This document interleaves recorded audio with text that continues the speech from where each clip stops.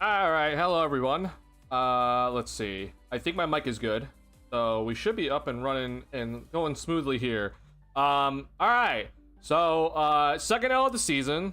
I think tonight is it was overall it was decent by the Bulls tonight. They're definitely, as the game went on though, I think the defense got worse. If that makes sense. Like early on, we can kind of see how the Bulls' transition defense was like kind of in tune. They were contesting a lot of shots on the perimeter pretty effectively. I was honestly pretty pleased with like the first quarter with how the Bulls played. There were like little like itty bitty things like the first quarter, but I was like, okay, like that I'm not gonna be too critical of it. It's tough. Like, we won the quarter. Second quarter, it was a good run at the end of the second quarter. But there was a middle part of that quarter where it was rough for the Bulls, where the Bucks kind of just like went on like an 8-0 run. And that kind of was like the tipping point in this game, almost in a sense, because the Bulls got the lead early in the third, but then the Bucks went on another run, and at that point, it just kind of felt like it was almost a little too much for the Bulls to overcome easily. And the Bulls pulled within 4 in that fourth quarter, but I was talking about in the last stream how I think the Bucks play like the Bulls, and I think you saw in tonight's game that this Bucks team was not getting worn down like how we've seen some of the other squads maybe when they're facing the Bulls get worn down when facing the Bulls, because the Bulls have the depth advantage. The way the Bucks play is very similar to the Bulls. Like, you're not going to wear this team down, you're not going to outrun them. And so I was looking at this game as like, yo, this is a tough one, because the whole idea of the Bulls coming back and trying to outpace the Bucks or outrun the Bucks or wear down the Bucks is just, it's not going to happen in this sort of game. Giannis is not even playing that many minutes so far to start the season, and he's putting up these points so far. So this is definitely a tough one. I think as the game went on defensively, the Bulls just did not know what to do against Giannis, and I have a little bit of a gripe with what Billy Donovan did today. There's definitely some things against Giannis that I'm just very confused at what Billy was trying to exactly accomplish, but I understand. I applaud him for trying different things at least tonight, but it's decent tonight. Obviously, there's a Giannis on the floor that gets tough to guard. He's very clearly one of the best MVP candidates right now for a reason, and you saw on all aspects tonight. And I honestly think he probably could have had 50 tonight if he just didn't miss so many shots at the rim, which was very weird to see, but yeah, it could have been better tonight from the Bulls, unfortunately. So I'm not gonna lie, I'm kind of nervous about now tomorrow, because I was hoping the Bulls could kind of steal this game tonight, because the Bulls face the Cavs tomorrow, and the Cavs just had an easy game against the Washington Wizards tonight. So they didn't play their starters all game. They were kind of chilling. So I'm not feeling too good about tomorrow for the Bulls here, but we'll talk about some of the positives. I think Buzelis had probably one of his better games of the season tonight, which is a good thing. And I think Giddey's passing continues to be spectacular. His transition game continues to be spectacular, so that was good to see. Unfortunately, the bench was not really the best tonight, which we need to talk about, but Kevin Huerter continues to put up points. It was an up and down game for Huerter, though, I'll say for sure, and Vucevic continues to be efficient, so that's some good stuff. Defensively, I'm just lost with how sometimes the Bulls guarded Giannis tonight. There was obviously the moments where there was a guard setting the screen that for some reason the Bulls just were lost at like what to do. Like they were like seeing something for the first time for whatever reason. I don't know why. That was an issue to see. I don't know what it is, but I talked about Ryan Rollins, and the Bulls just lost them at the end of that game. I know one play was just Giannis falling out of bounds, but like I'm like, bro, you can't lose Ryan Rollins at any moment. Like, he's too good of a player.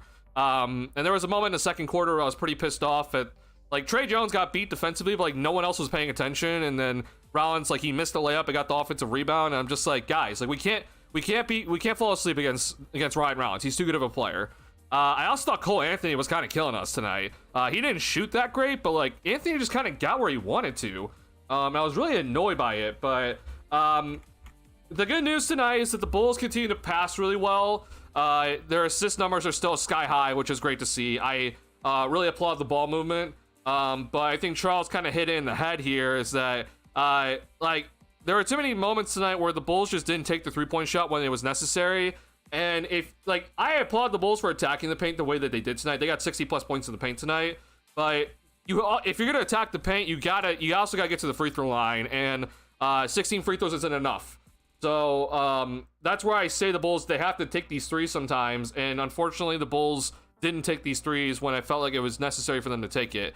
The Bucks, meanwhile, they're killing us in the paint, and they also killed us from three-point range. So overall, it's not a good game defensively, but you see why there's a difference in the box scores because, the Bucks hit 16 threes tonight, the Bulls hit 10. They basically were on par in terms of points in the paint, and were basically on par in terms of free throws. So you just saw the defense just start to deteriorate with how Giannis kind of got going in the second half. But the Bulls' shot selection could have been better tonight, at least in my opinion. So we'll go over some of the bright spots.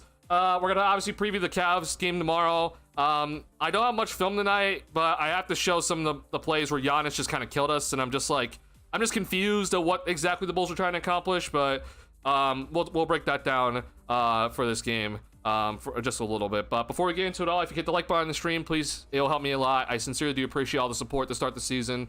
It's been a great start to the year on this channel, so thank you guys so much. I sincerely appreciate everyone in my community. Unfortunately, this is not the best game to talk about tonight. It's like decent to kind of baddish tonight from the Bulls, but I'm overall looking forward to some good stuff that we could talk about tonight, even though it wasn't the best game. I'll go with rebounding box outs, a bit weak this game, and biggest issue not taking some very open threes. Oh, I mean, honestly, I didn't even talk about the rebounding. Yeah, the rebounding these past 3 games has been an issue for the Bulls. Bucks had 20 second chance points tonight, and I know that kind of got run up maybe a little bit at the end there, but they had a ton of offensive rebounds. Like, this cannot happen if you're the Bulls. You don't have this margin of error to allow 13 offensive rebounds to happen. So this has been kind of consistent since that Knicks game.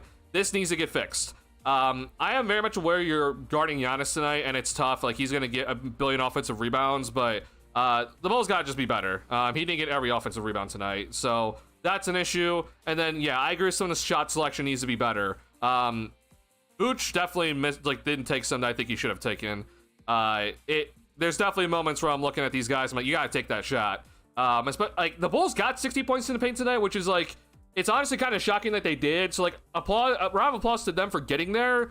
But, like, I also was just like, I'm thinking to myself, it's going to be tough, man, against Giannis and Turner. And, hey, they did a hell of a job getting to the paint, but they didn't shoot enough threes or make enough threes, unfortunately. So that could have been better tonight. Worst 3 was not taken when Trey was being open and left in the corner. That Trey, I think, kind of passed up on multiple times tonight. Vooch didn't take a wide open 1-2. Yeah, top of the key, didn't take one. I think the Bulls only have a good 3-point percentage because of passing setups and shot selection. So when they are not taking those properly, it hurts. It does hurt. But not only does it, like, hurt their 3-point percentage, it hurts the flow of the offense, right? When all of a sudden you expect a guy to shoot the 3-point shot, then, like, you're going to see guys crashing the glass. And so, you don't see guys, like, moving where they're supposed to be moving in that sort of sense if you don't shoot it. And you just kind of saw some moments of, like, oh, that possession could have been better if you just took the 3. Because that was the best overall possession, or best overall shot of the possession. So yeah, that needs to get better. I'm gonna hope that that's not something the Bulls just kind of suddenly resort to, because, like, I mean, they got to about their average attempts tonight, right? Like, 33 is about kind of what they've been averaging, about 34.7 heading into tonight. But, like, you gotta take them, bro. Like, I can't have you guys just suddenly not taking these 3-point looks. So yeah, that's got to be better overall moving forward. It was overall decent. Second quarter fall was when Giddey went off. There was no playmaking from Trey or Io.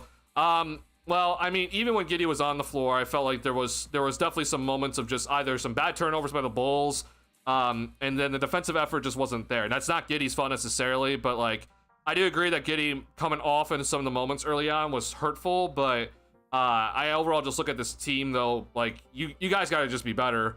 Yeah, but Giddey missing, getting his usual rest, which is, I think Donovan wants to have him about this number of minutes per night, instead of him playing, 38 or 39, which he's had to play these past couple games. But, yeah, you can definitely tell when the Giddey was off that the Bulls were stuck in the half court sets, and the 2-3 defense from the Milwaukee Bucks killed us tonight. We eventually kind of got going in the fourth quarter. Like, the Bulls kind of figured it out eventually then, but it was too late. And And at that point, it felt like it was too late for the Bulls to get back into the game. So yeah, that you got to keep tempo up even when Giddey's off the floor for sure. Good point. In the Bucks didn't dip in stamina for like I told people heading into this game, if you think the Bulls are gonna like wear this team down, you're not. The Bucks play very much like the Bulls do.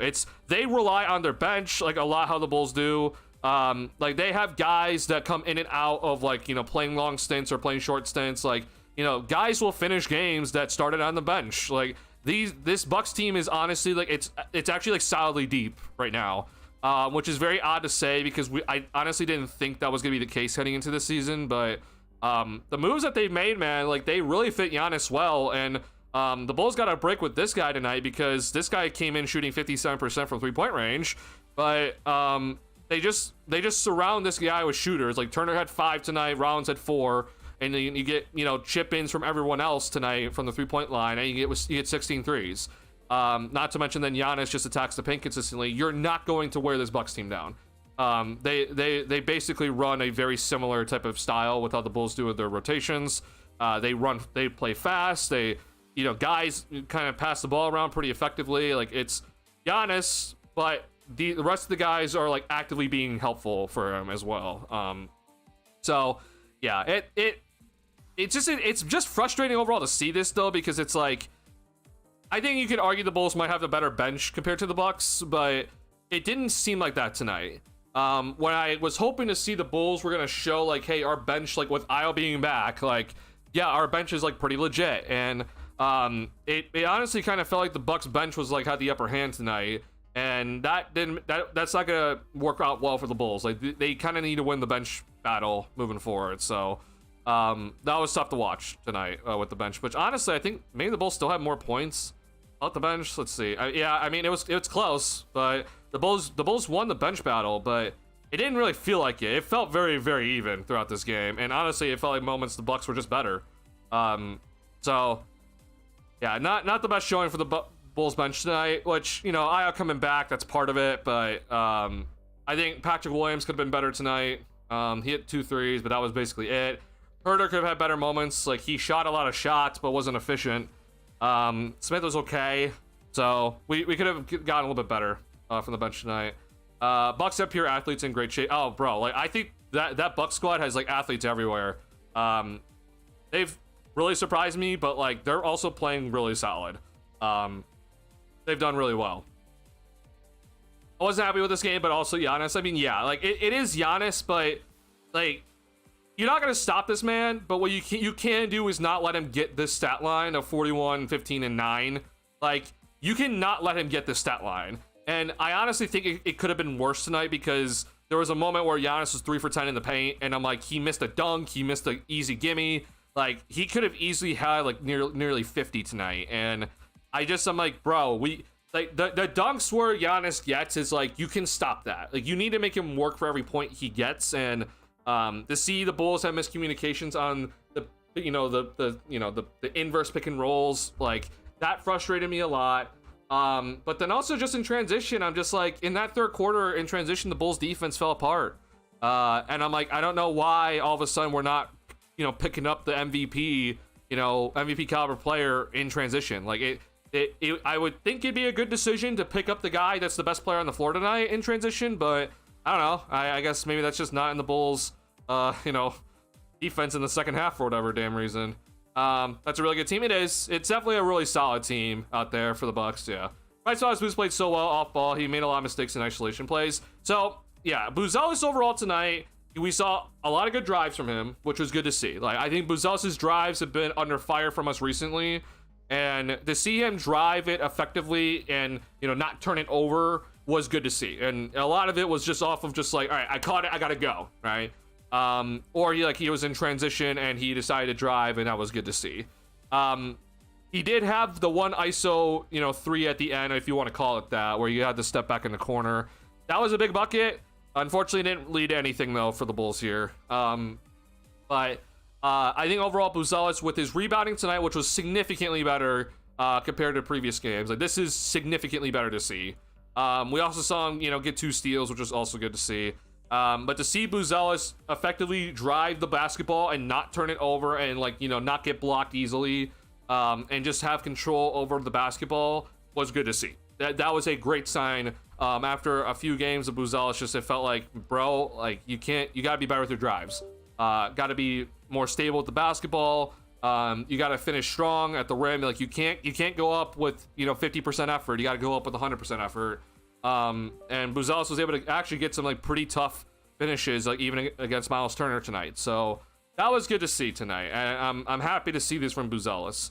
My only gripe, and this is kind of where I don't know if I'm just wrong about this, but I feel like Buzelis should have been on Giannis more tonight. Like, he honestly, like, really wasn't on him that much.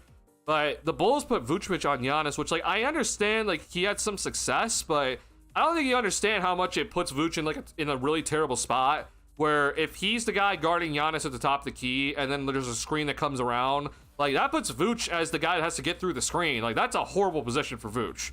And so, like, I know Okoro was supposed to be the main guy. We have Patrick Williams on him as well, and, you know, they did their best, which, you know, Okoro fouled too much, but, like, I think Buzelis should have taken the challenge, or if Billy didn't want him to, then I'm a little bit confused why. But I'm hoping to see Buzelis in the future. He's going to be willing to take that challenge, because, like, he's the only guy that I honestly feel like has the best chance against Giannis on this squad. As good as Okoro is, he's 6'4", and Patrick is Patrick in terms of just, like, he's all right defensively. That's why he's off the bench. So, I don't know. I feel odd about the way Buzelis was used today. I'm not overall pleased with it. Boo's score was so well off cuts and spot up threes. Need to hit both him and Giddey on the court for anything to be get going, which is a problem. Like, this team is, if we're gonna be all about, like, hey, we're doing this as a committee, like, we gotta, you know, if Giddey's off the floor, then, you know, Trey Jones has to be effective.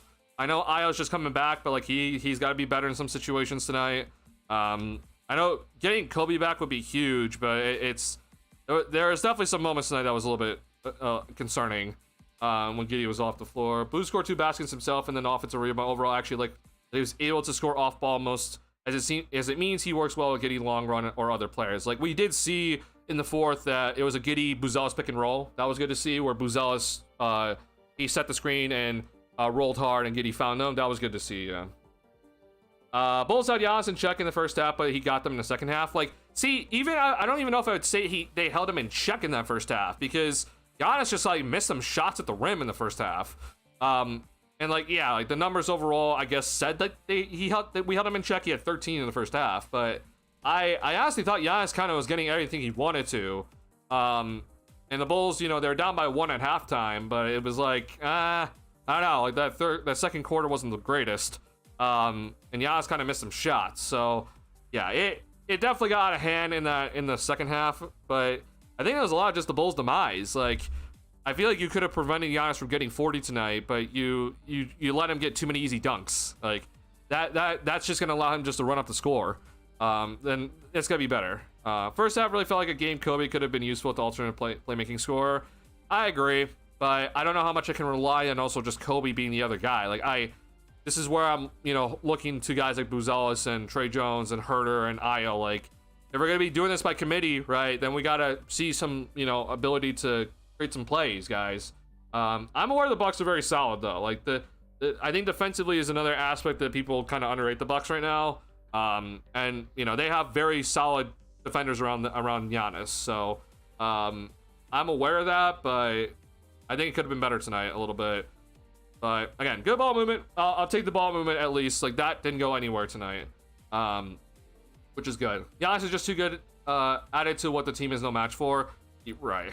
Kuzma up solid defense tonight. I didn't expect. Kuzma's actually been, like, pretty all right this season.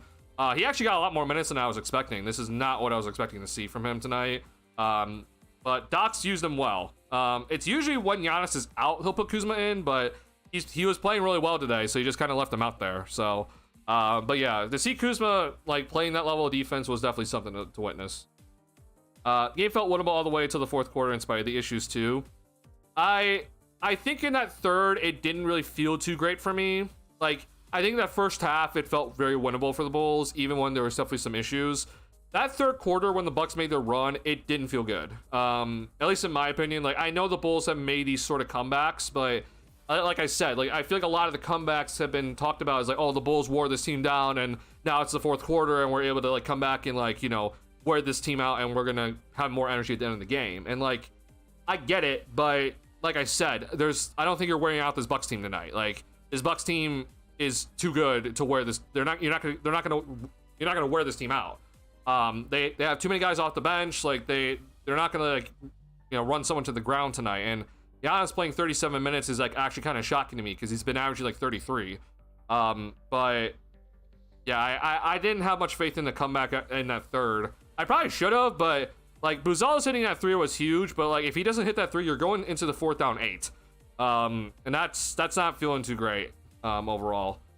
Especially because you came in to the half only down 1, and you had the lead, or you had the lead at some point in the third quarter, but it just got evaporated pretty quickly. We're missing a scorer, Kobe, for sure. Yeah, we're definitely missing Kobe tonight.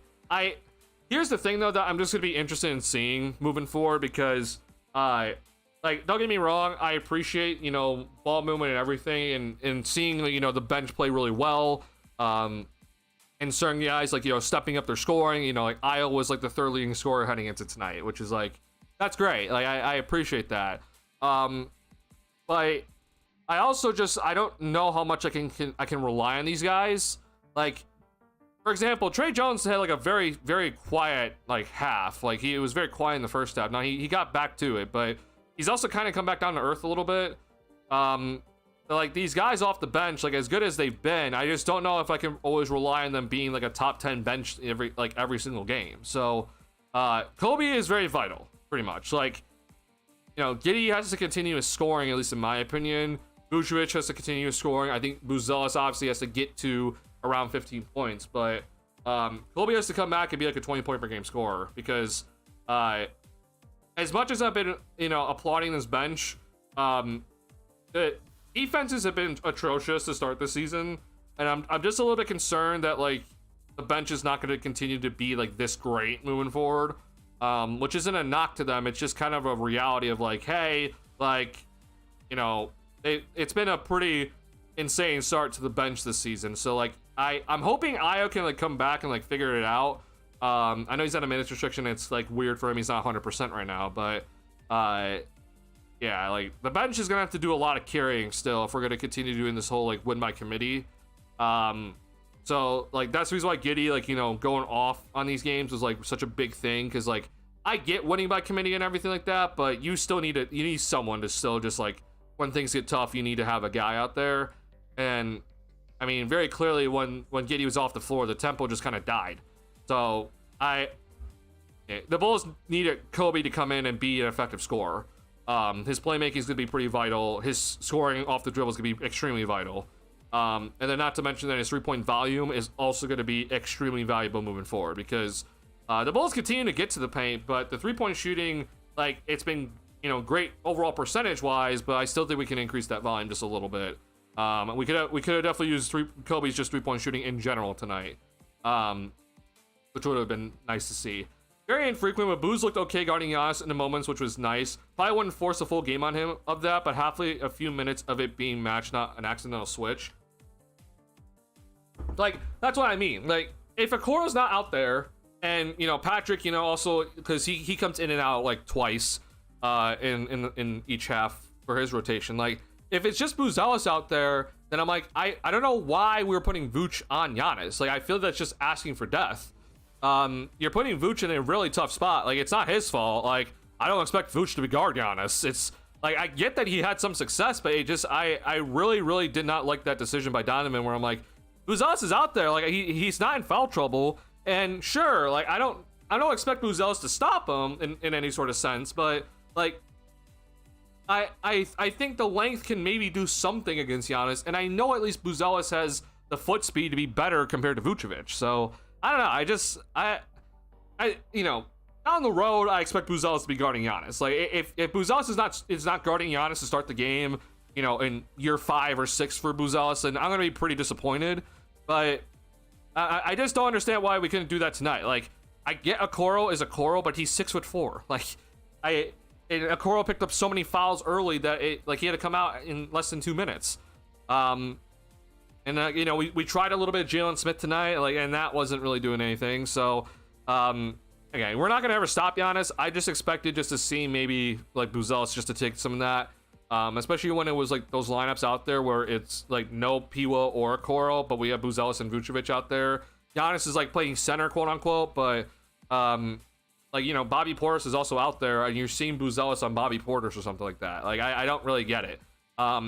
If it was Kuzma out there as the 4, then like I'm still willing to bet my money on putting Vucevic on Kuzma, because like I think that's a fine decision. Like, Kuzma's 3-point shooting is not good. So I would have personally have done that. I know it's not really anything great. Like, it's not like it's an easy decision. There's like no very clear like, hey, here's the solution. But I just feel like that could have been better tonight. I don't know. I'm not pleased with how we saw the Bulls with Vucevic on Giannis so much, but we move. We won't have to worry about Giannis next game at least, but we do have to worry about Evan Mobley if he's back. And Jarrett Allen, and then that backcourt. I swear my booze on Giannis message was before you said it, so same page here. Yeah. Yeah, I feel like we could have seen it more. I wasn't very happy with how often I saw Buzelis guarding AJ Green tonight, which I get that Buzelis is going to have to guard those guys sometimes, but I'm like, bro, I would much rather have him be guarding Giannis in some moments when it just doesn't feel like there's a better option out there. And, you know, I'm not expecting this guy to try to figure it out. Like, Vucevic is not supposed to be a defensive center. Bucks, I think, did well defensively in part as they ran hard to get back and set up fast. They definitely did a pretty decent job in transition. The Bucks defense, though, in that 2-3 zone is spectacular. Like, it definitely slowed down the Bulls. You could tell that the Bulls were trying to figure it out, which, you know, Okoro kind of got some success like in the fourth quarter. But it really did slow down the Bulls when they had the chance to set it up. Defensively also, like, I was definitely worried about this, but you just saw Giannis, like, when he was guarding Okoro to start the game, that, like, he was just gonna be a free safety tonight. And we saw some moments with the Bulls that it was like they were caught off guard because someone was like kind of selling out like on a pass, and they're like, oh, I was not expecting you to like be, you know, kind of just roaming. And it led to some, you know, bad turnovers by the Bulls tonight. So credit the Bucks defense. Like, they have a lot of just like really good lengthy wingspans, a lot of decent size, and some pretty solid athletes out there. And you could tell that they were willing to get up into the Bulls' faces to try to force some turnovers, and it worked. And, you know, they're pretty decent with the like trying to like get their hands on the basketball. So it's tough, but again, hopefully we learn. I don't know. I think unfortunately I'm really concerned about this rebounding as well, but yeah, we'll see.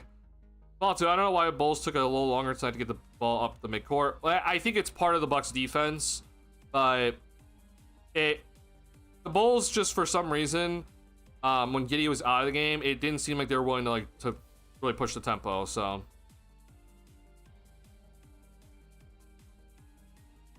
I have a couple. Were the Bucks having times by memory they had extra harasser shading, or am I just trying to scrape that from my head for the Y too hard to the head? Like, yeah, the Bucks definitely had guys like shading over tonight.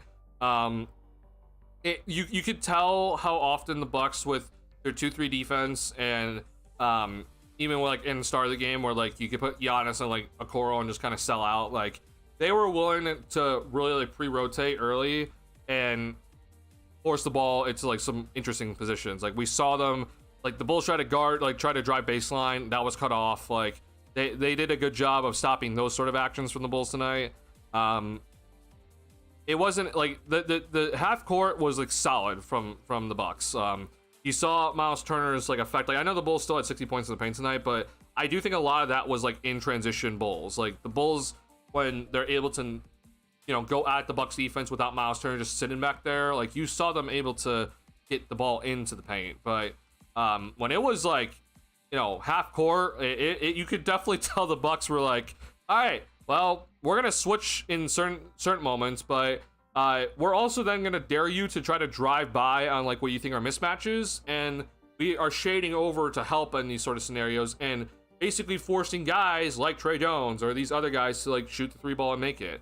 And and you know the Bulls didn't do a good enough job of that tonight. So, also I won't lie, man, because when the Bucks played the 2-3 zone with Giannis out there, it is hell. Like that's like a legit strategy for Doc Rivers moving forward, because if in the 2-3 zone, it's always a weird spot for when you go to like the above the break arc, or the above the break spot for the 3-point line, because you have two guys always at the at the perimeter. But if there's three guys above the break on the offense, and you swing over to that one side, then you have to see one of the guys of the three in the bottom line. They have to come up and activate and be at the above the break. But when you have Giannis there, he covers so much ground in that 2-3 zone that it's like it's so hard to get an advantage if the ball gets reversed to the right side of the floor. And so you're basically trying to attack the left side, or you're trying to attack the free throw line. But if Miles Turner's there, like it's hard to attack the baselines because Turner's just like there. Not to mention then guys like Ryan Rollins have a 6'10" wingspan that are guarding on the perimeter. And they have multiple guys like Kuzma that they can just put out there on the perimeter and just kind of cover ground. So it's definitely a very viable strategy for Doc Rivers moving forward, which, I mean, honestly, I don't think they were able to run that sort of defense with Lillard. So to have, guys like Ryan Rollins on the floor, or like Amir Coffey in a sense, like these guys cover ground on that perimeter. So it's given Doc some better options overall for their defense, and we saw an effect tonight. So props to these Bucks, man. They've really impressed me. Good old Milwaukee, yeah. Booz could have done a good 3 to 4 minute court on Giannis, yeah. Especially with the core in foul trouble, which is like, that's the biggest thing. It's like, if a core wasn't in foul trouble, okay, yeah, I'm put a core on him most of the night. Like, Okoro was gonna probably play 30 plus minutes tonight if Okoro wasn't in foul trouble, but it's hard for Okoro because he's 6'4" guarding a 7-foot absolute just monster tonight. And Okoro is very good defensively. I give Okoro a lot of credit, but like he's just gonna end up having to foul in certain moments because Giannis is just that big. And I'm just confused at why we're like hesitant to put Buzelis on him, which that to me kind of signals that they're not really ready for Buzelis to be guarding these guys yet, which is so interesting to me because I mean Patrick Williams was like, P. Will was thrown to the fire immediately in his career. Like P. Will was just kind of thrown out there and being like, all right, well, you need to guard Giannis tonight, or you're guarding Zion tonight. Like, I don't know why all of a sudden that can't happen, but I don't know what they're looking at with Buzelis suddenly. Because like we saw more Buzelis guarding Giannis in the preseason than we did tonight. So I know preseason's for like experimentation, but it's just odd. Also, what was with the random Terry fourth quarter minutes, taking out the dribbles, etc.? I mean, he got a bucket, but I think honestly that was because of the IO minutes restriction, which is like, I know they said 24-minute minutes restriction, but like I think they really did try to limit him to 20 tonight. And that was the reason why Terry got some run. So this is why, unfortunately. I did not really like Terry being out there. There was also a moment in the second quarter where both Phillips and Terry checked into the game, and I'm like, what? Like, why? I don't understand this decision, but okay. And I get like Patrick Williams like wasn't having like the best night tonight, but it was just odd to see. It was just like, all right, I guess Terry and Julian Phillips are checking in tonight. They got very little run, but that's what we got. Like key minutes and Billy goes to Terry randomly. I definitely agree that I wouldn't have gone with Terry, but I get that Io's on a minutes restriction, but it could have definitely been someone else. I know this guy's in foul trouble, so maybe that limited things, but it could have been better decisions tonight, I think, for Billy. Billy to Terry minutes could have gone to Io. Io's often even had that high account. Well, like I said, like I think it probably was that like they said 24-minute minute restriction, but like I think they tried to limit it to 20 tonight, which is what they got to. So again, I'm just guessing. I don't know the exact answer, but if I had to guess, that's why. So if it wasn't Io though, then like I don't know why Kevin Huerter couldn't have played like 27 minutes tonight. Like I think that would have been fine as well. But yeah, it was definitely interesting to see that out there. I don't really get what Billy was looking at, but sure. I'm trying to see. Okay, so we don't have the. Sorry, we don't have the video out yet. Let's see. Actually, Oh, okay, we do. Awesome, perfect. Okay, hold on. NBA.com is bugging. This is great. Don't know why NBA.com is like this. This is really annoying. Okay, let's just see who's out there. I just want to see who's out there right now on this play. I'm guessing it's Vooch in the corner. I mean, yeah. So you have Buzelis, Giddey, Patrick Williams, Terry, and Vucevic. So, I mean, like, bro. So of course in foul trouble, so I get it. Don't know why Tre Jones isn't out there. I guess this is technically when Tre Jones gets his rest. But then why isn't Kevin Huerter out there? Like I feel like Huerter could have definitely played. Yeah, I don't know. This is definitely odd decisions by Billy tonight. And if, let's say, for example, this was also Huerter's rest moment, then Billy had to be better. Like, Billy just had to be better overall with his rotations tonight to not allow Terry, to not allow Terry to get minutes in the fourth. Like, if we're that worried about Io's minutes restriction or, like, really trying to limit him to 20 tonight, then I feel like we gotta be better with our decisions with the rotation tonight then. But it's nitpicky, but also it's like kind of important. It's just weird. So yeah, I agree though, Charles. Like, if Io could have gone to 24 tonight, then I don't know why he's not out there. Like, he should 100% be out there right now. But I feel like that they probably were trying to limit him to 20, which is why he only played 20 tonight, because I feel like he would have played a lot more if he didn't have any sort of restriction on him. But I don't know. I'm just guessing. But if that was the case though, like if you're genuinely trying to limit Io to 20, then you need to either put in Terry early in the third quarter to get his minutes then, or you gotta just plan better and, you know, use your rotation guys better. Because, like, I mean, Tre Jones didn't even play 30 minutes tonight, and he's very capable of playing 30 minutes in a game. So I don't really understand exactly the thought process tonight, but also I don't know why NBA.com is bugging so badly, but I guess things are updating. But yeah, it's definitely odd decisions tonight, I think, from Billy Donovan and his coaching staff, but it's okay. We'll move on. And, you know, I already talked about, like, I think Buzelis should have had time on Giannis tonight. It didn't happen. It is what it is, but, like, I'm definitely nitpicking with that, but I honestly feel like that should have been something that should have happened tonight, where we just saw Buzelis, like, just get some run. Like, if he picks up, like, 3 fouls, so be it. Like, okay, I understand now, like, all right, we just can't go to that right now. But with the core 1 foul trouble, and, like, you know, Patrick has to do a lot of the grunt work then, and you're putting Vucevic on him, I'm just like, Vuce is going to have a tough time. That's what we saw in the second half, where Giannis was just, you know,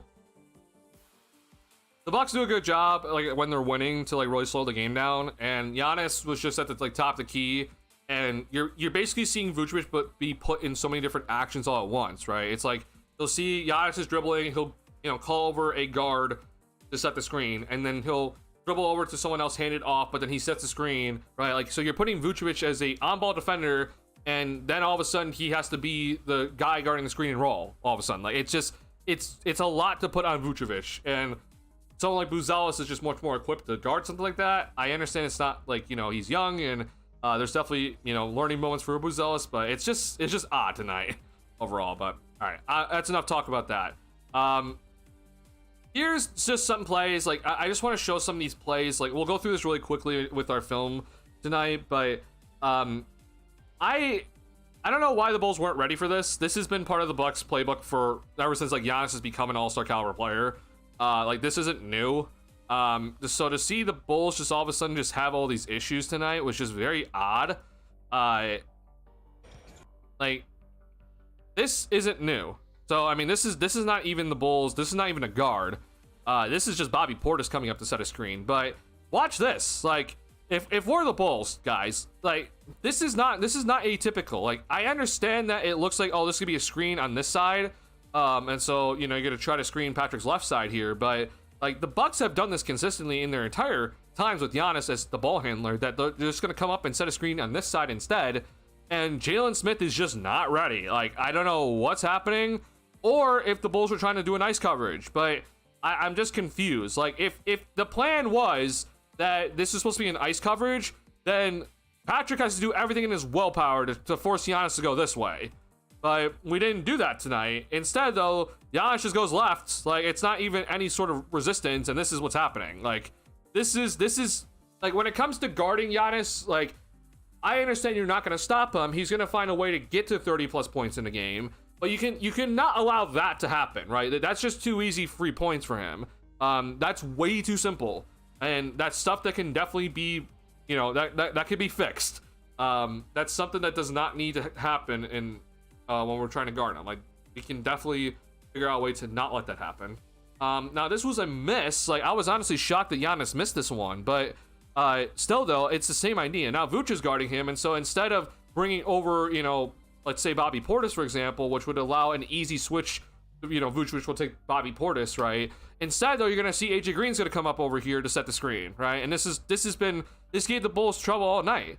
And I'm like, bro, like, I don't see, you see how Herter guards this, right? Herter did the exact same thing that Jalen Smith did, but I'm like, why? Like, again, if this is supposed to be an ice coverage by the Bulls, then we need to force Giannis to reject the screen, because then our help's over here.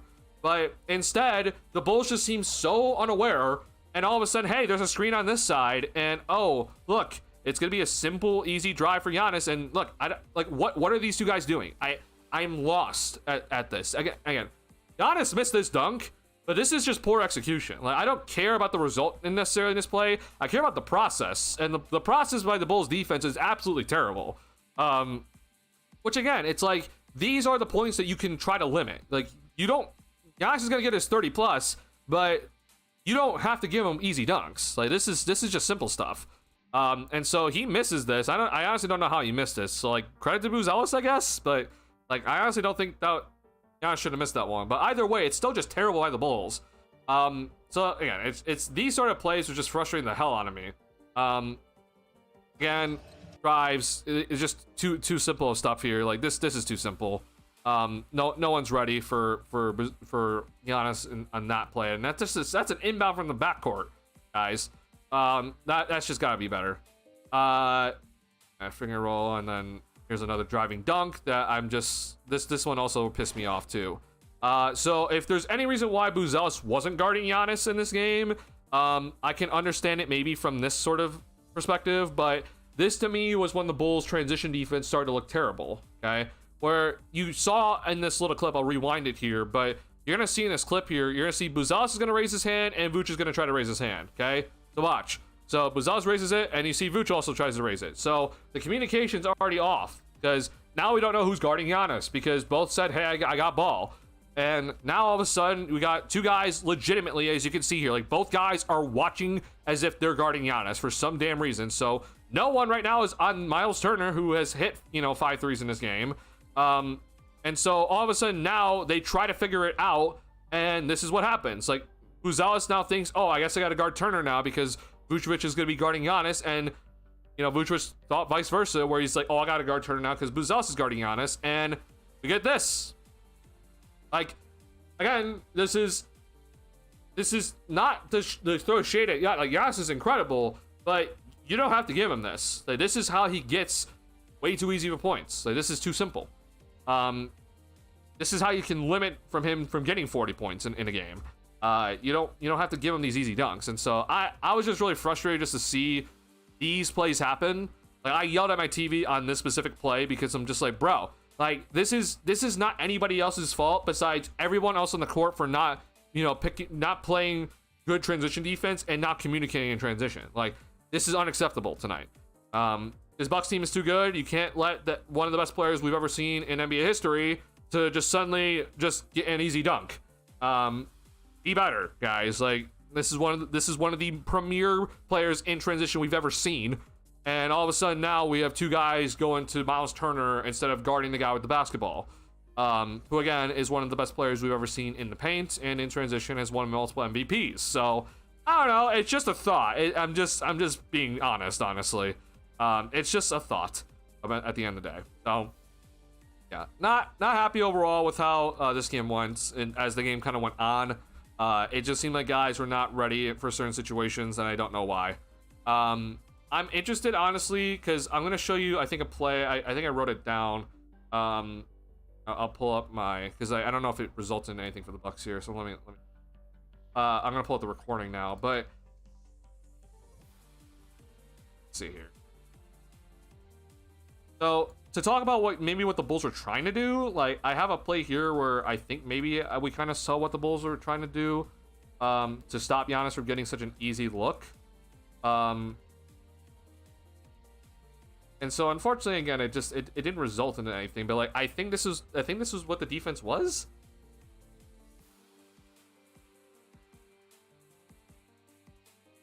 So let's watch this. Like I think the idea tonight was like this was supposed to be the defense tonight against Giannis.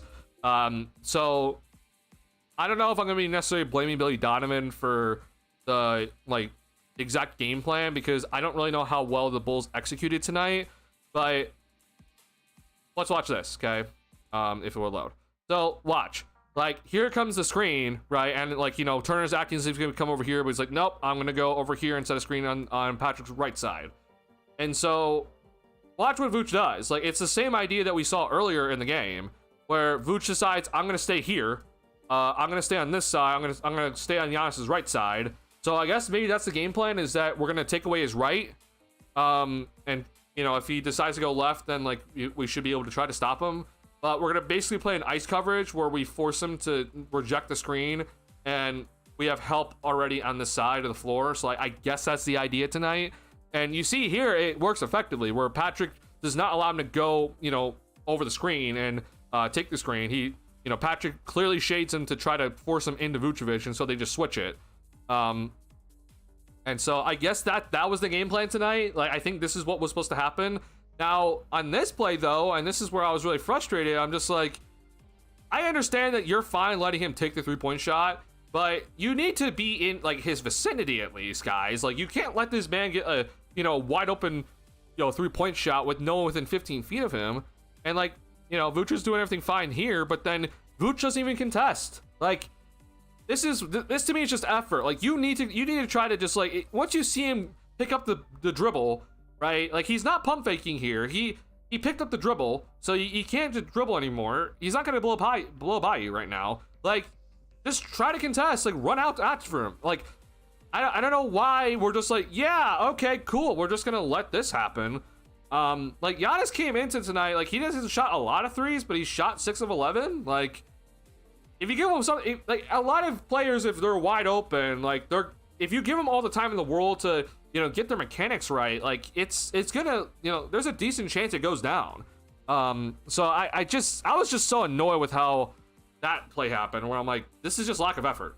And that's definitely on Vooch in that sort of instance. But again, like, why are we depending so much on Vooch to try to guard Giannis? Like it's just I don't love the idea of Vucevic guarding Giannis consistently. So yeah.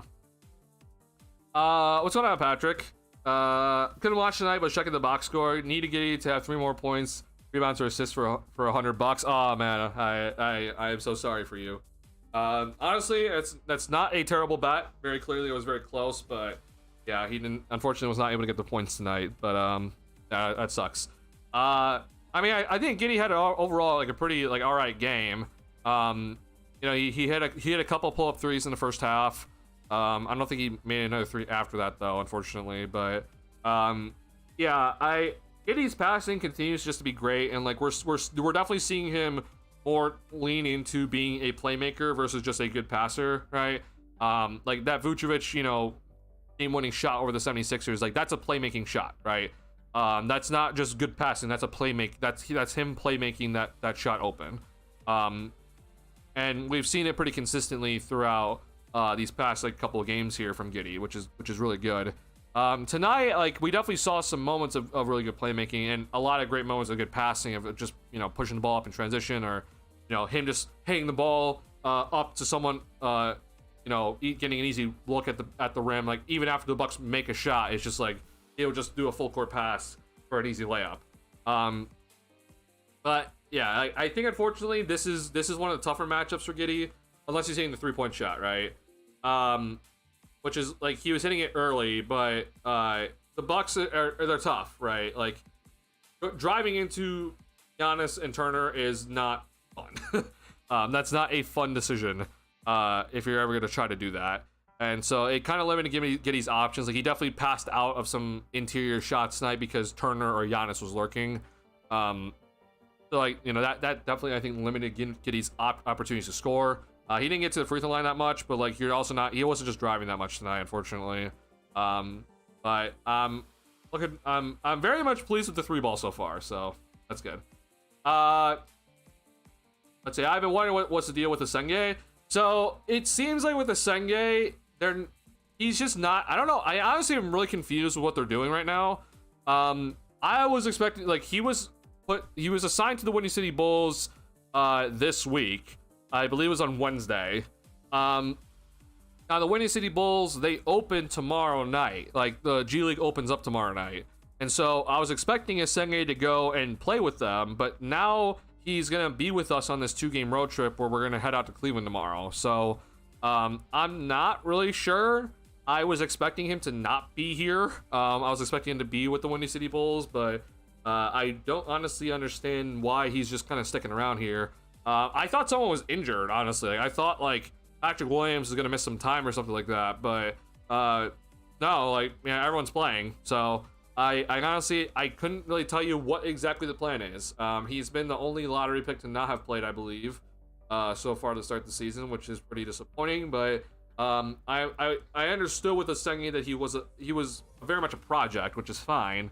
But you know, if it was up to me, I'd be playing him. But I'm just confused. Like, I really thought that he would just be with the Windy City Bulls when that got started, which they're about to start. And for some reason, he's on this 2-game road trip with us. So I don't know if they're just trying to get him some road trip experience or something like that. Like, did the players convince the coaching staff or something just to, like, be like, yo, he's the rookie, he's got to go buy us some shit, and he's got to go and get the rookie treatment or something like that. I hope that's not the case, because that'd be pretty stupid. Cause I would much rather him just go and play in the G League instead of him having to do, you know, errands for everybody else. But I don't know. I'm just guessing at this point. But yeah, again, if it was up to me, I'm playing Senge more. Like, he hasn't played. I'd be playing him. He'd be part of my rotation every night. But very clearly, they don't think he's ready, which is fine. Like, I think that he definitely has a long ways to go in terms of development. But if he's gonna have to be on this development path, then, like, why not put him in the G League right now? I don't really understand why he's on this road trip, honestly. But if it's just for this road trip and they're gonna put him back to the G League after this, then fine. But as long as he's just gonna be at the end of the bench, then I'm like, you should just be in the G League. I don't want him just kind of sitting at the end of the bench not getting minutes. That doesn't make any sense to me. So yeah, I'm not sure. But if you're wondering though, for what I've for what we saw from Senge, with, you know, pre-draft process to summer league into preseason, like, I'm aware, like, the last, like, 2 preseason games for Senge were not great, but what we did see though in preseason with him is that he has great instincts on defense. He can guard multiple positions. You can tell his length is very, very effective on that end of the floor. Like, you see him at moments where he's able to, you know, tag on a screen and roll where he picks up the roll man for a second and is able to recover back out to the 3-point line to guard his man without coming out on roller skates. You definitely saw that. You can see his offensive rebounding being effective. He has a knack for, like, looking to get the offensive rebound and stuff. And he has a really good knack for getting to the free throw line, right? Like, that's something that I truly do value with him. He needs to get better at his free throw shooting. He shoots about, like, 70%, but I like him a lot with that aspect, but 3-point shooting needs a lot of work. His hands are definitely right now butter hands, and he needs to work on catching the ball cleanly, and his dribbling is going to need some work for sure. Now, I understand it's like people are looking at this as like, oh my god, Dalen Terry, Julian Phillips, or whatever, but what Senge has over them that those guys don't have is his length and athleticism is either better size and length over like Julian Phillips, but his athleticism is better than Dalen Terry. Like, he has much more physical tools than those two guys have. Now, Phillips has the verticality over him, but he doesn't have the size. So that's why, like, I think it's worth the risk. And I'm very much aware it's a risk, but I know where the Bulls were at. It's a good decision, but I don't really know exactly what the game plan is for Senge moving forward. I thought we kind of got the answer on Wednesday where he was assigned to the G League, which was expected. And then all of a sudden he's just back with us for some reason for the road trip. I don't get it. I would have liked to have seen him kind of in this game a little bit, but yeah, unfortunately though, because it's the NBA Cup and like when the game was like over already, like, you know, all points matter in the NBA Cup. So we saw the Bulls and the Bucks at the end trying to run up the score because every point matters. So that's why he wasn't able to get some run tonight. So I mean, we'll see what happens tomorrow because I mean, I don't feel great about the Bulls tomorrow because it's the Cavs, and the Cavs, like, it's second night of back-to-back, and the Cavs basically just, like, didn't really play many minutes. I mean, they like, wrecked the Wizards tonight, and, like, you can see here, like, no one was in 30 minutes, like, I mean, this is a simple night for these guys. No stars in 30 minutes, the bench played a decent amount of time, like, I think the Cavs are going to come in like pretty well rested for tomorrow, and they're also at home. So I don't feel great about that for the Bulls, where they're going to be going on the road with the rest disadvantage, and they're not at home. So I don't feel great about this one. But maybe that's a chance to get a Senge some minutes then, if it's going to be some garbage time.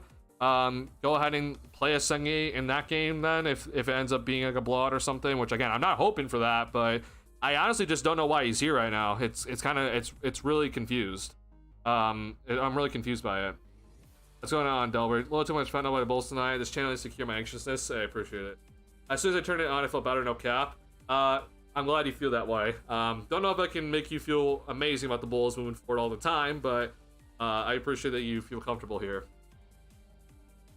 If I picked one thing I think a Senge might have over Terry for minutes other than length, is cutting ability for off ball. That's interesting, because like I wouldn't say that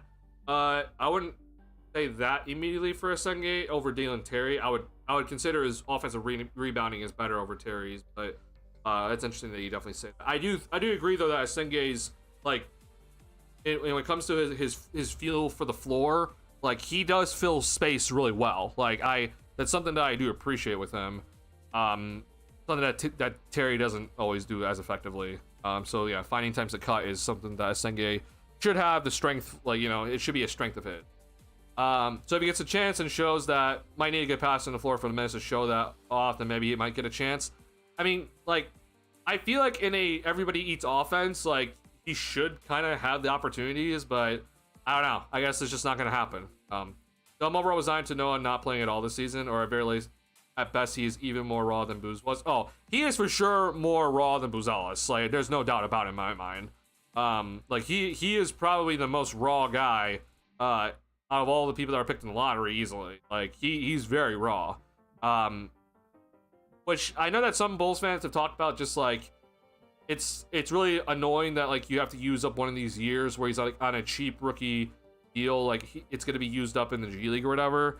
But reminder, like, the Bulls are trying to win these games right now, which I don't personally, like, agree as, like, the goal should be to win, but it should be development. And obviously Giddey's development has been incredible to start the season, and, you know, Buzelis has been so-so, right? But if, you know, for any team that's trying to win, right, the Bulls, they're trying to win these games. So, like, rookie, late lottery pick not getting many minutes or whatever, like, it's not, like, unheard of, but I would like to see him get some time at least, if it's possible. But if that's not gonna happen, then he should just be in the G League, because the G League starts tomorrow, and I'm like, why isn't he there? It's just odd to me. Bulls will be okay. I think they'll be okay. I think this game though still, I'm always gonna be having my concerns with this Bulls roster, but this game showed me that Kobe is, like, so desperately needed, and, like, I don't really know when we're gonna get him back. But, like, it's very evident the Bulls need him. It's gonna sound ridiculous because, like, the ball movement continues to look great for the Bulls, and that's something that I do truly appreciate. But if you're looking at how this game went, okay, The Bulls had 34 assists tonight, which everyone always looks at that as like, that's great. But 44 made shots on 34 assists. And like, this number even got run up. Like when the Bucks had that challenge, when, Giddey got the blocking foul, or like he drove and it was a blocking foul, Kyle Kuzma, and the Bucks challenged it. The numbers were, it was 40 buckets made for the Bulls, but 33 assists. And it's like, again, I appreciate the ball movement, don't get me wrong, that's great. But it also just shows you how much the guys are depending on being set up, right? The team is like, a lot of these guys are dependent on someone setting them up for an open look. And the Bulls even after this game, like they just barely broke 110. And that's, them like, trying to run up the score at the end when like no one was really playing. Like, it just shows that the offense is still, as much as we want to like try to praise like this offense for like being off to such a great start to start the year, like we can pass greatly, but you still need guys to make sure that the team is still, operating and still be able to break down their guy one-on-one. And then obviously Kobe's volume is important, right? That's like, or 3-point shooting volume, like that's all important when it comes to this. So like, it's maybe me being too like afraid of certain things, but I look at this game tonight and I'm like, the Bulls are passing it extremely well, but like we haven't scored a lot in comparison to what the Bucks were doing, right? We didn't get to 30 points in a quarter until the last quarter, and that's again us running up the score at the end. Like it was good passing, it was good ball movement, it was great team ball, but it wasn't like we were scoring effectively. So that's why I'm just kind of like, I'm looking at this as like, man, Kobe really needs to like come back and help out with the scoring. Like, not clamoring for this, but it is cute to see Giddey in MVP rankings first release. It is awesome to see that. Do I agree with him being 6th? No. But do I agree with him being top 10 in MVP rankings so far to start the season? Absolutely. I think that's an incredible accomplishment for Giddey for the start of the season. That he's in the top 10 MVP vote ranking so far, which is absolutely deserved. He absolutely deserves it. He'd have to keep the 20 and near triple double average for that team and remain relevant though, and the Bulls have to continue winning, right? Like Giddey can continue putting up 28 and 8 or whatever, and if the Bulls don't continue to win, then it doesn't really matter. But yeah, he'd have to continue. To me, it's not just like the 20. I think he has to score above 20. Like he's getting this praise because he's scoring 23 points per game and 10 rebounds and 9 assists. Like that's the reason why. It's not like he's just scoring 19. Or averaging 19, I should say. Like he had a 32-point game. Like that's why he's in these conversations. So it is very great to see. I don't think it's going to continue, unfortunately, but I hope it does continue. That'd be great. Yeah, like you said, and the winning. You'll hate, even though I love Bulls actually till this game in the lowest league percentage isolation plays at 3%. I am very much aware of that. I think that number needs to increase. As once this team actually gets like a superstar, that number's gonna have to go up. Obviously, I would like to see Buzelis get some isolation opportunities, and also Kobe when he comes back. But again, like I appreciate the ball movement, which is what needs to continue. Kings and Clippers are at the top end at over 10%. That makes a lot of sense with DeRozan and Harden and Kawhi. That makes sense. What'd you take on the Bulls, on the players today for the Bulls? I think offensively there could have been better decisions in terms of just when to take open threes. There just could have been overall better shot selection, and that's not saying that they were taking like tough shots in a sense. It's just that they didn't take some open looks when I thought they were necessary to take, which is kind of disappointing just to see, because it's like, I think a big component of like team basketball and like this, great ball movement and everything is that you got to take the right shot. There is definitely a thing called overpassing in these sort of moments, and I think the Bulls had some moments of that. I think Buzelis overall was like probably the brightest spot tonight because his drives were really solid tonight, and he was not loose with the basketball. He finished with conviction and was looking to take advantage of certain moments to drive and did well, you know, finishing over Miles Turner at certain moments. Like that was good to see. He hit some threes tonight as well. So pretty good overall game for Buzelis. He also had 8 rebounds, which is something that we were calling for more of since the start of the season, because he's been kind of lackluster on the boards, even, which I understand he's kind of skinny still, but like he needs to still rebound more, and he did a good job of that tonight. So he's probably like the player of the game for the Bulls tonight. Giddey continued to do pretty good. I do think that there was definitely some moments where I was hoping for more scoring, but I also am very much aware though that the defense is very much locked in on him right now, and his teammates weren't really helping him tonight. You know, he is like, Giddey is so crucial for the transition game that like you can tell when he's off the court that the ball is definitely slower. And the team as a whole needs to work on continuing to keep up the level of pace without Giddey on the floor. But he did pretty good tonight. Other than that though, it's like the bench outscored the Milwaukee Bucks bench, but I felt like that wasn't the case. So I think that was disappointing overall from the bench tonight. Like I know Herter, like, you know, he got up there, but like I think Herter still could have played better. Like he shot 38% from the field. So it's definitely gonna be a much better effort tonight, I think, in my opinion. Defensively, it got worse as the game went on. It was good overall to start the game. It just kept getting worse and worse with Giannis just kind of taking over in certain moments. But I think part of that was due to some bad decisions by Billy Donovan, so I don't want to blame the players too much for it. But I will say, though, that I think the players did not execute the defensive game plan tonight, which is a little bit disappointing.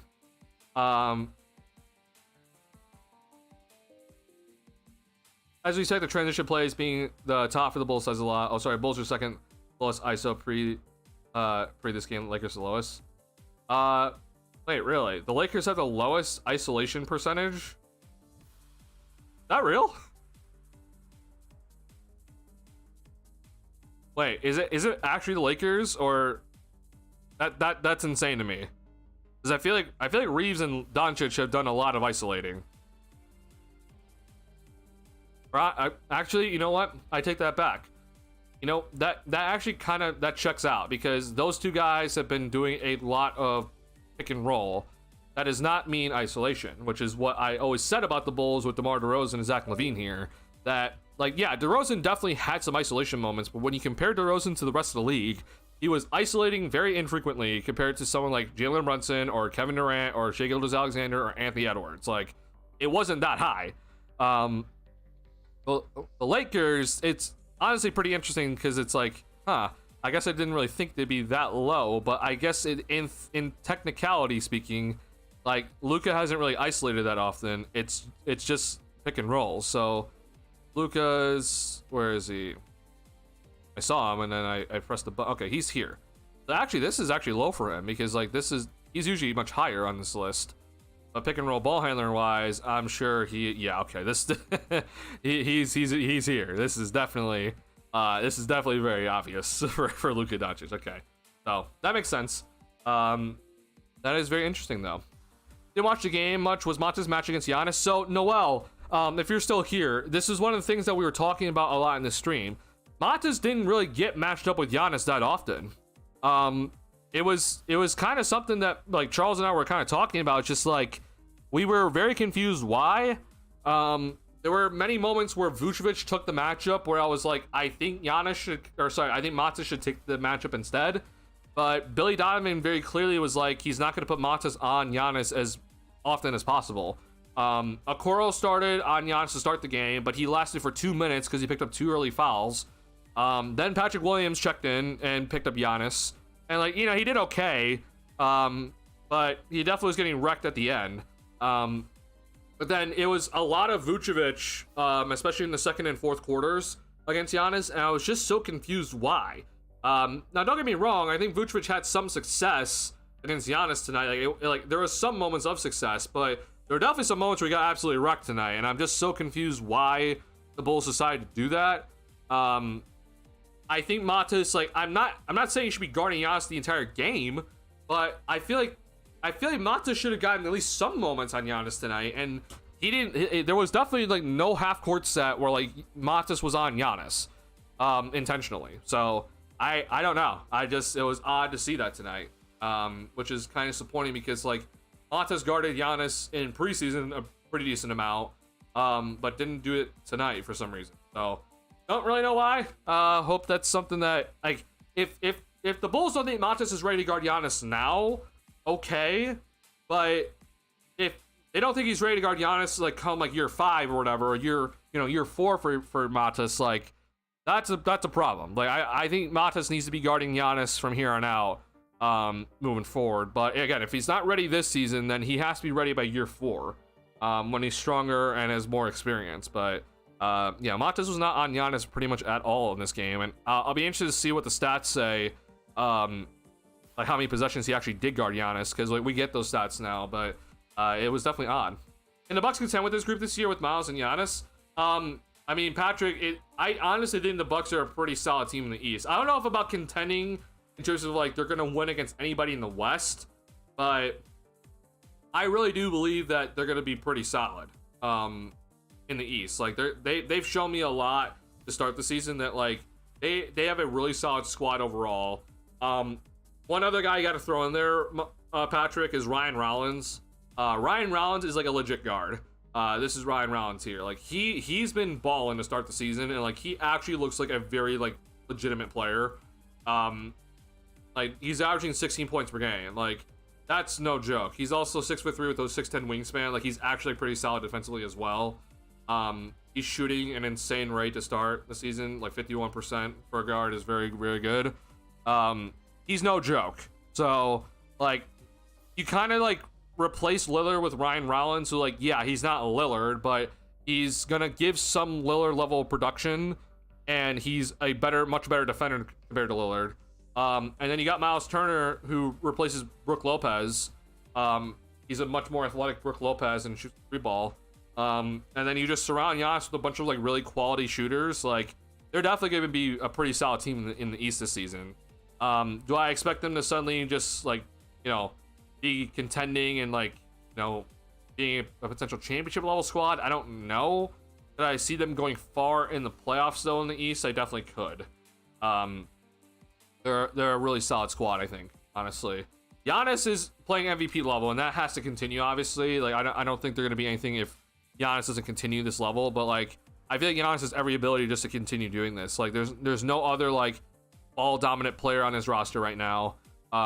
He has shooters at all 4 positions whenever he's on the floor. Like the only non-shooter is like Kuzma, and like I know tonight was different, but like they try to stagger his minutes and Kuzma's minutes. Like you don't really see Kuzma and Giannis on the floor that often together. Like you don't really see that too often. So like you always have Giannis out there with like 4 shooters, and Miles Turner is like a perfect center next to him. So I think it's gonna be pretty tough, man. Like they're a pretty tough squad. They have some pretty solid depth as well. Like I think the whole idea with the Lillard, stretch and wave Lillard was just that they're gonna eat a ton of dead money, but it's gonna really make the team have a lot more depth to it, and they're gonna make sure that they're gonna have the supporting players around Giannis at all times. Compared to maybe when Lillard was here, it wasn't always like that. The ball is also just in Giannis's hands now that Lillard's gone, and I think that's what Giannis likes more. They were trying to have Lillard and Giannis run that pick and roll, and it was never effective because neither one really wanted to screen. So it's honestly just like best overall because you're getting like 100% Giannis now, compared to like Giannis is trying to figure out how to mesh with Lillard and such. But yeah, man, I think they're a pretty legit squad in the East. I don't know if they'll win it, but I can honestly see them going pretty far if all things work out. Do they beat any teams out west? Maybe not. The West is very solid. They're very, very. It's so tough to beat the West. And I mean contending teams out west, not this team. This team continues to be an absolute travesty. It is an absolute travesty for what we're seeing with the Dallas Mavericks. Honestly, it is sad. All right, so I went through like some film stuff. I don't want to go into too much more detail, honestly, tonight. I'll show one more good play that I'm gonna keep in mind moving forward for the Bulls. and we're kind of I brought this play up a little bit, but it is kind of interesting to see like the next layer for the Bulls, because we've talked about how maybe we can get Boozelis some on-ball opportunities, right? And oh, we're actually right here, perfect. So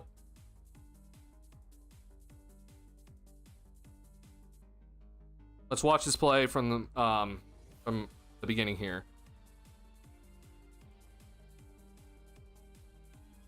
So Terry brings it up, and this is a play that we've seen the Bulls run. Sorry, I'm gonna go back to red here. We've seen the Bulls run this. So here comes a whatever you want to call this, like rip screen sort of screen here from Vooch for Giddey to go down here. Now what you're gonna see from Giddey is that like there's options. Like we've seen Boozelis like start here and then come back up and get the ball at the top of the key. But like Giddey could like come down here and set a screen or do anything, right? So early screen here, Giddey goes down, and now you're gonna see from the Bulls, you're gonna see Boozelis is gonna come up from after Terry passed the ball to Vucevic. You're gonna see Boozelis gonna come off a screen here to come up and get the handoff from Vooch. Okay. Giddey decided on this sort of action to not do anything besides go to the corner initially. And so here comes the screen. So that's a down screen for a handoff for Boozelis. So I guess this is basically zoom action pretty much from Vucevic, okay? And so this is where I do want to see Boozelis get better, okay? Because I feel like because he got AJ Green onto him on this possession, I need him to find a way to drive this. Unfortunately, though, that's not what happened. So good defense by AJ Green, which is he's a pretty solid defender. So props to him. But you see here what the next iteration is that as this happened, Giddey decided to move up to the top of the key, right? And so if the Boozelis handoff got you nowhere, right, then what's the next play for the Bulls, okay? So Boozelis then brings it back out and throws it to Giddey, and I like this from the Bulls, okay? So Boozelis just tried to drive off a handoff, didn't work. All right, well, let's just set a screen with Josh Giddey and Montes Boozelis. This is a very good sign to see, okay? So I like this, and you see Vucevic call out that he knows what's coming, so he says, Patrick, move up. I'm going to go to the corner to try to get Miles Turner out of here. And you see the screen is set from Boozelis, and Boozelis opens up for Giddey, and Giddey finds him here on the roll when Ryan Rollins officially switches onto him, but is late. And then you see Miles Turner's here, but good job by Boozelis to go up with his left here and finish strong over the shot blocker. I've shown you on this channel, and we've seen throughout the season so far that the Bulls have tried to run plays where Boozelis is like coming off of a down screen or off the zoom action to try to get him a pick and roll opportunity or an ISO opportunity at the top of the key just to drive, or even to shoot the 3-point shot. But we haven't always seen like the next step of it. Like let's say that fails, right? Then what's the next sort of action the Bulls can run here? And I like this option, right? I think this is a pretty solid option here to have Boozelis just pass it back out to Giddey and they run the pick and roll, especially if Boozelis has a small guy on them, right? One of the things I've always said is that if a bigger guy has a smaller guy on him, one of the most effective things you can do is run a pick and roll with that guy and have him be the screener, because it puts a lot of pressure on the defense then, because you have a small guy trying to guard a guy that's rolling hard to the rim.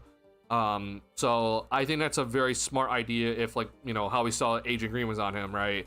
Like, if that's going to be the play, then, and you get the switch, then if Boozelis can't find a way to go to the basket himself, then let's run a pick and roll with him as a screener. And this is a good sign to see his screening ability to effectively score off the pick and roll. So, like to see it. Hope to see more of this sort of stuff moving forward. Going on Thomas Banks. This game is where they missed Zach Collins' physicality. They definitely missed Zach Collins as like an option to put on Giannis for sure. They definitely missed him, and then also in terms of getting rebounds, right? The offensive rebounding continues to just be an issue, or the giving up offensive rebounds continues to be an issue, right? For the Bulls. Like, this has been 3 games in a row where they've given up too many offensive rebounds to the opposing squad. Now, I know they won against the 76ers, but that required a throw from the 76ers. Now, give the Bulls credit. They did a hell of a job winning that game. But the 76ers also just decided to just not win that one. But either way, even in that game, the Bulls gave up too many offensive rebounds in that game. I think they gave up 12. So you gave up 13 again tonight for 20 second chance points for the Milwaukee Bucks. That cannot continue. And yes, Zach Collins is a guy that would help in that sort of area of the floor. But even without Zach Collins, the Bulls just got to be better. You cannot give up 20 second chance points and expect to win. 13 offensive rebounds for the Milwaukee Bucks. That's unacceptable. This needs to get better. So not sure what exactly the plan is moving forward with all this. Like, I mean, Giddey still got 7.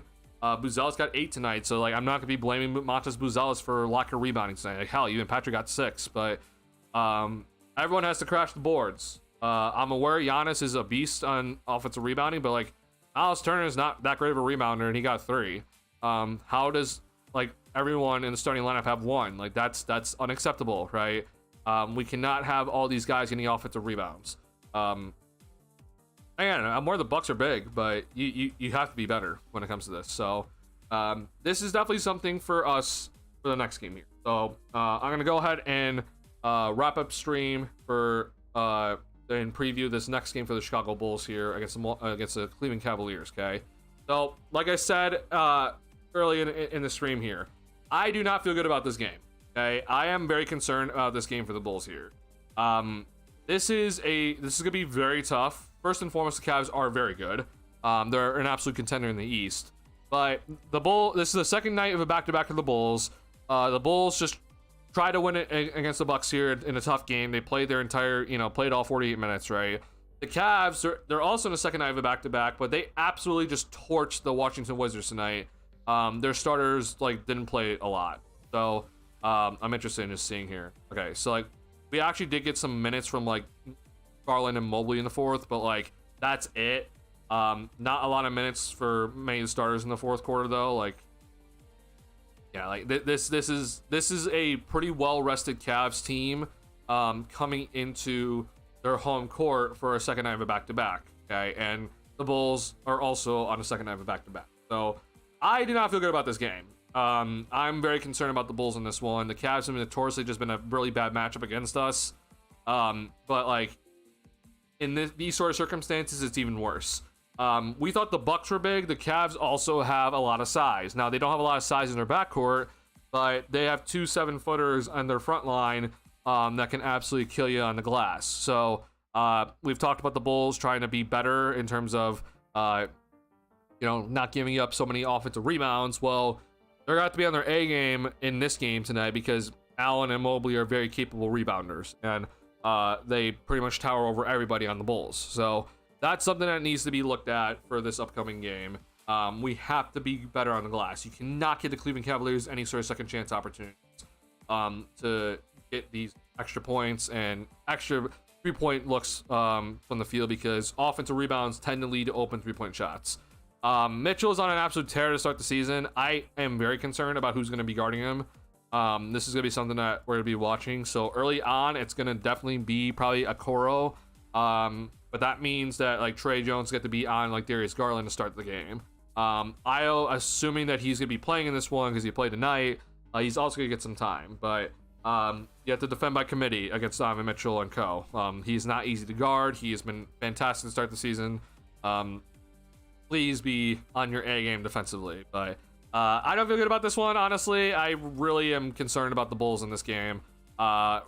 We had the disadvantages of the rest because we, played the entire game against the Milwaukee Bucks, and we, the Cavs didn't. Cavs are at home, so if there's, lack of energy for them, at least they have home court. Bulls don't have that, so that's concerning. So I'm pretty concerned about this one, but we will see how the Bulls are able to figure it out and hopefully try to steal one of these games. I said that if the Bulls can find a way to win one of these games, they're in a pretty decent spot. I was hoping it's gonna be tonight. I feel like this is your best chance to win was tonight, but unfortunately that's obviously no longer an option. So I hope to see the Bulls try to be better in the Cleveland Cavaliers game. Okay, the Cavs are not the best in terms of offensive rebounding, but right now the Bulls, they're up here in terms of defensive rebounding, but let's see their percent. This is something. I mean, yeah, they're all right now.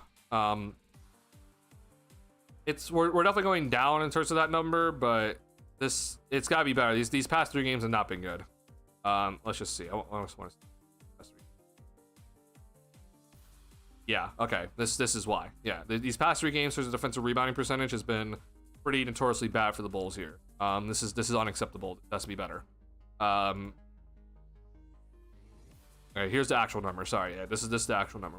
We're bottom third in the league in terms of defensive rebounding percentage. So, like, yeah, the numbers in terms of like general defensive rebounding in terms of per game look fine, but this is what's been happening recently. The Bulls have been terrible in terms of getting defensive rebounds recently. That has to be better, and we cannot give up second chance opportunities to the Cavs. That is just unacceptable. So I'm concerned about this one for sure.